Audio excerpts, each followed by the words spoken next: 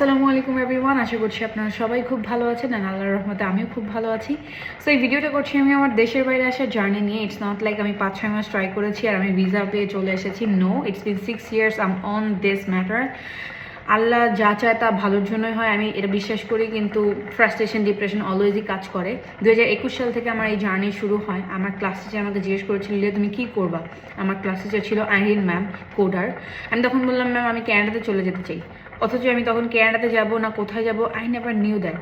আমার যখন result publish হয় আমি বাসায় জানাই, আমার বড় বোন বললো ও তুই দেশের বাইরে যেতে চাস, ঠিক আছে কথা বলতেছি বাসায়। আমার আব্বুর সাথে কথা বললো, আমার আব্বু রাজি হলো, আমি আইএলটিএসের জন্য প্রিপারেশন নেই।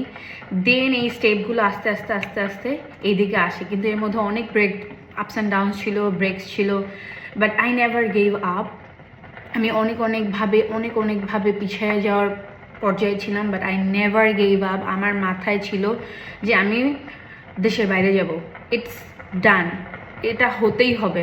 আমার আব্বু মুক্তিযোদ্ধা, সো আমি চাইলেই ব্র্যাক, নর্থ সাউথ, এআইইউবিতে আমি পড়তে পারতাম, ইভেন আমার ফুল স্কলারশিপ থাকতো। কিন্তু আমি অলওয়েজ চাইছি আমার গ্র্যাজুয়েশনটা যাতে আমি ইন্টারন্যাশনালি কমপ্লিট করতে পারি।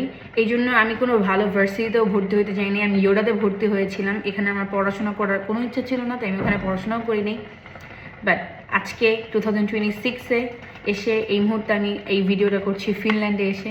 আল্লাহ যা করে ভালোর জন্য করে, অ্যান্ড এটা নিয়ে আমার কোনো ডাউট নাই। অ্যান্ড আমি বিশ্বাস করি আমার ফিউচারে যা কিছু হবে সমস্ত কিছু ভালোর জন্যই হবে।